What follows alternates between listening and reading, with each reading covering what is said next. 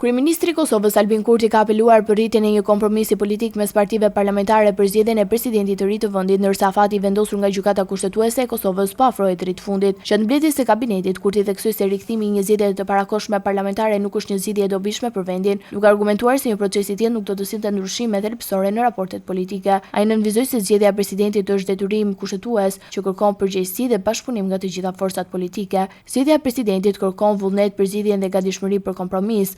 Shpreh Kurti, duke shtuar se asnjë parti nuk ka shumicën e nevojshme për të bërë këtë proces e vetme. Sipas tij, rezultati i zgjedhjeve duhet të pranohet nga të gjithë dhe mbi këtë bazë të ndërtohen bisedime të sinqerta me interes të vendit. Ai theksoi se lëvizja vendvendosje mbetet e hapur për një zgjidhje që reflekton vullnetin e qytetarëve, ndërsa u bëri thirrje partive të tjera të angazhohen në dialog konstruktiv për të shmangur një krizë të re politike. Sipas afateve të përcaktuara nga Gjykata Kushtetuese e Kosovës, kuvendi ka kohë deri me 28 prill për të zgjedhur presidentin e ri. Procesi kërkon mbështetje të dytë të tretave të deputetëve në 2 raundet e para ose të paktën 61 vota në raundin e tretë. Nëse ky proces të shton brenda afatit kushtetues, vendi do të detyrohet të shkojë në zgjedhje të parakohshme parlamentare, të cilat duhet të organizohen brenda 45 ditësh, duke rrezikuar thellimin e paqëndrueshmërisë politike.